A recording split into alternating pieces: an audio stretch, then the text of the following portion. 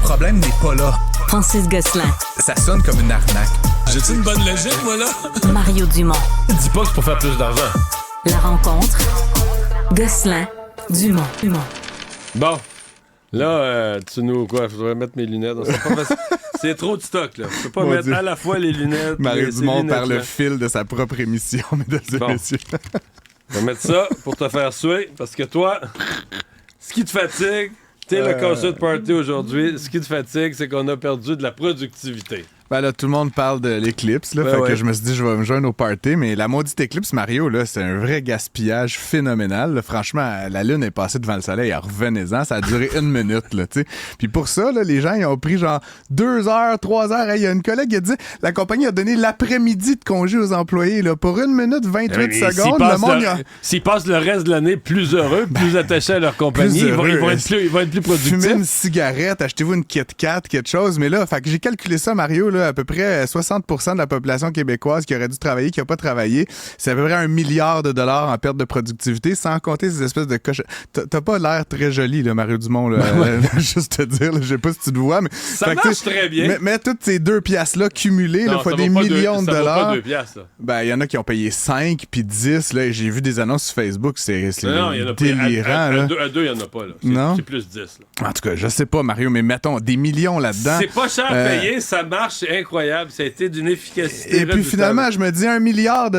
On aurait pu, mettons, une infirmière là, avec les frais, là, puis toutes les charges sociales, ça coûte, mettons, 100 000 $. Aujourd'hui, là, en moyenne, il y en a au-dessus, il y en a en dessous. Là, 100 000 $, ça fait 10 000 infirmières de plus qu'on aurait pu se payer. 3 333 logements pour des itinérants. Plus d'itinérance à Montréal. Si on avait juste travaillé au lieu de regarder la maudite éclipse aujourd'hui, on aurait pu loger tous les itinérants de Montréal. Ben non, on était sur la rue. Ah, wow! En tout cas, bref, fait que ça pour dire, c'est un gros gaspillage d'argent, Mario. Moi, j'ai quand même... je suis allé m'acheter des bleuets à l'épicerie à cette heure-là. Je sais. Il y avait personne à l'épicerie, c'était génial. J'ai adoré ça. Il devrait y avoir une éclipse à tous les jours, comme ça je pourrais aller faire mes courses. Non, là, ça serait... Mais les gens de l'épicerie, honnêtement, étaient comme un peu genre, what this guy? Ils savaient qu'il y avait l'éclipse, mais il y avait pas un chat dans les commerces. C'était assez particulier. Fait que pendant qu'il faisait noir, tout ça, tu étais dans le... Ouais, au IGA. C'était bien. Honnêtement, il y avait personne. J'étais à la caisse directe. J'ai même eu du service d'une vraie personne, tu sais, comme on l'a rarement de nos jours. Faut savoir saisir les opportunités, Mario. C'est quand that's how the rich get rich. T'en verras plus d'éclipse, là. Et puis toi, est-ce que ta vie a comme pris une trajectoire? Oui. Tu es un Mario nouveau aujourd'hui? Généralement, je suis rationnel et capable de réagir comme toi à des choses, mais il y a des once in a lifetime. Là. Ma blonde écoute le podcast de ta blonde, puis apparemment, tu vas être grand-papa d'un petit gars. C'est au moins aussi source d'émerveillement qu'une éclipse. C'est ça tu pourras les raconter un jour.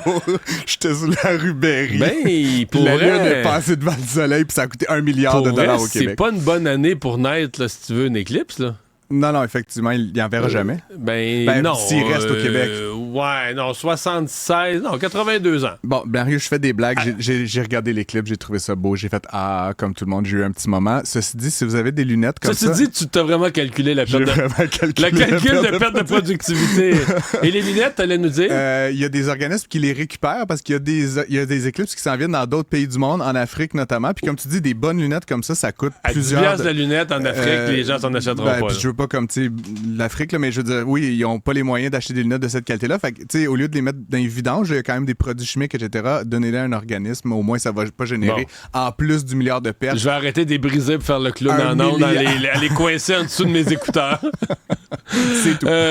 Les Panama Papers, la suite pour des co-accusés. Ça fait longtemps. Ça fait longtemps, mais c'est drôle parce que c'est revenu aujourd'hui là, dans ma revue de presse ce matin. Ça fait depuis 2016 que les Panama Papers sont sortis. À l'époque, les Panama Papers, c'était la plus grosse fuite de données là, de ce registre-là, mais comme 10 fois plus que les sorties de données précédentes. Depuis, il y a eu les Pandora Papers puis les Paradise Papers qui sont à peu près dans le même registre. On parle de 2,6 terabits. Là. Tu sais, je sais pas ton ordinateur, Mario, mais c'est comme beaucoup de PDF, de emails, de preuves, de tout ça. Et évidemment, c'est 8 ans plus tard, là, parce qu'il y a eu plein de délais, Mais là, les co-accusés, c'est qui? C'est pas tous ceux qui ont placé de l'argent dans les paradis fiscaux. Là, c'est des gens qui ont participé au stratagème. Au Panama, donc les deux fondateurs, là, Mossack et Fonseca, qui avaient la firme Mossack Fonseca, qui est un peu artisane là, de tout ça, et plein de prête-noms et d'autres collaborateurs comptables et avocats qui travaillaient dans la firme ou pour la firme, qui ont évidemment de manière sciemment contribué là, à faire de l'évitement fiscal, du blanchiment d'argent, verser des pots de vin, etc. Donc, le procès débute là, ces jours-ci. Puis bon, depuis 8 ans, là, il s'est quand même passé pas mal d'affaires. Là. On a commencé tranquillement à explorer, mais ça reste que le constat est que 8 ans plus tard, Mario, il y a encore beaucoup d'activités comme celle-là qui se passent un peu partout sur la planète. C'est dommage. Ça va être dur à arrêter. Ouais, mais c'est qu'à chaque fois que tu en trouves un, genre un Mossack Fonseca, il y en a comme 4. C'est comme une hydre à 3 têtes. Il y en a 3 autres qui naissent. Puis évidemment, l'enjeu de la fiscalité internationale, Mario, c'est que des pays comme l'Irlande qui pratiquent, on va dire, une fiscalité agressive, là, ils finissent par accueillir plein de sièges sociaux de Apple, puis de Google, puis de Netflix, puis etc. Parce qu'ils chargent... Mais est-ce que tu peux reprocher à des gens d'essayer de payer moins d'impôts? Ben non, mais en même temps, tu peux mettre en place des règles, par exemple, ces compagnies-là, Amazon, etc., que le lieu où est vendu le truc, ben c'est le lieu où tu devrais déclarer le revenu puis payer l'impôt. Et pas pouvoir ramasser tes profits dans le même pays. Ouais, ou tu sais, dire on va se créer une compagnie, une coquille, puis on va se facturer des frais de marketing, qu'il y a comme un gars qui fait 3 heures de job, puis on va y envoyer un demi-million pour des honoraires, puis... Évidemment, c'est là que les profits vont être déclarés à 0% d'impôt, alors que si c'était notre profit ici, ben on paierait, je sais pas, 19... Alors que dans le pays où les impôts sont élevés, tu t'arranges pour faire une perte. Ben, c'est ça, exactement. Puis recevoir un crédit d'impôt, puis là, ben, tu participes pas au financement de l'éducation, de la santé, des routes, etc. T'sais, fait qu'il y a quelque chose d'injuste, mais à un moment donné, c'est très compliqué. Puis malheureusement, les gens qui gagnent des milliards avec ça, souvent, ils travaillent un peu plus fort, puis sont un petit peu plus smart que ceux qui essaient de les en empêcher. Dans une grande entreprise, un des postes les plus sensibles, c'est le CFO, le Chief Financial Officer. On pourrait dire quasiment le trésorier de l'entreprise. C'est encore plus vrai dans les banques. C'est clair. Je comprends pas cette histoire-là, Mario, puis je veux dire, c'est pas à défaut d'avoir fouillé, mais il y a cette... donc, comme tu dis, VP Finance, là, ou directrice des finances de la Banque Royale du Canada, qui est la plus grande banque du Canada, qui a été licenciée ces jours-ci, là, aujourd'hui, je pense, Nicole Anne, son nom. On lui reproche d'avoir entretenu une relation privée, là, je sais pas de quelle nature exactement, mais cachée, en fait, du point de vue de l'institution financière. À la limite, Mario, tu commences à côtoyer un collègue, une collègue, bon, tu peux ne pas le déclarer le lendemain, mais là, apparemment, ça a duré longtemps et elle aurait fait en sorte que cette personne-là obtienne un traitement préférentiel. Elle aurait été impliquée dans le fait qu'on lui octroie une promotion, dans le fait qu'elle reçoive de la compensation additionnelle. C'est comme une manigance un peu étrange. Puis, dans une relation fait prétendument là, proche, là, amoureuse, je sais pas, mais tu sais... Mais ça peut juste être... Ils le disent pas, mais ça peut juste être ça, ou ben... je sais pas, ils se tenaient pas par la main au zoo de Granby, là, tu comprends? Je veux dire, je pense que ça allait plus loin que ça. Puis évidemment, ils ont fait leur enquête, puis ils sont arrivés un peu à la conclusion qu'il y avait... Parce que là, elle a comme été mis dehors assez raide, là. Et l'autre personne, donc tu sais, je sais pas, dans le grand... Mais le communiqué est resté poli. Où la RBC dit qu'il remanie leur équipe exécutive. Tu sais, genre la personne numéro 3 dehors. Mais non, effectivement. Parce que c'est ça, crisser dehors, ça se met pas dans un titre de communiqué dans le milieu financier, c'est non. Là. Et donc, encore une fois, je suis toujours surpris par des situations. La madame, j'ai pas retrouvé son salaire, mais tu sais, certainement un CFO d'une grande banque, c'est dans les 6 voire les 7 chiffres avec la bonification. Tu sais, la madame a gagné probablement 1 million, des millions. Ouais.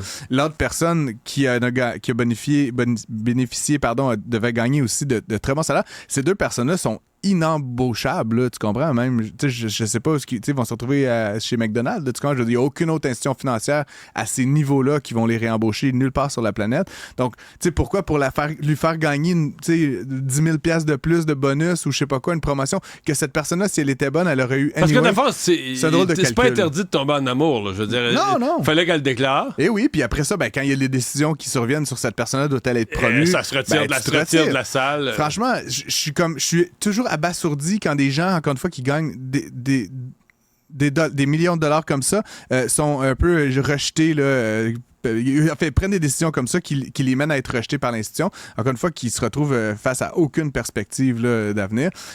Puis bon, ce qui est un petit peu drôle, là, on en parlait avant l'émission, mais c'est que là, tu sais, d'habitude, quand il y a des personnes importantes dans une organisation, tu sais, OpenAI, là, quand il y a eu la saga avec le PDG qui s'est fait midard, tu sais, la valorisation de l'entreprise est mise à mal. On dit, est-ce que ça vaut? Là, soudainement, cette madame-là est mise dehors, puis qu'est-ce qui arrive avec l'action de la RBC? L'action monte. D'un demi-point. Je sais pas si elle était à ce point mauvaise, mais en tout cas. À suivre. Hey, merci. Bye bye.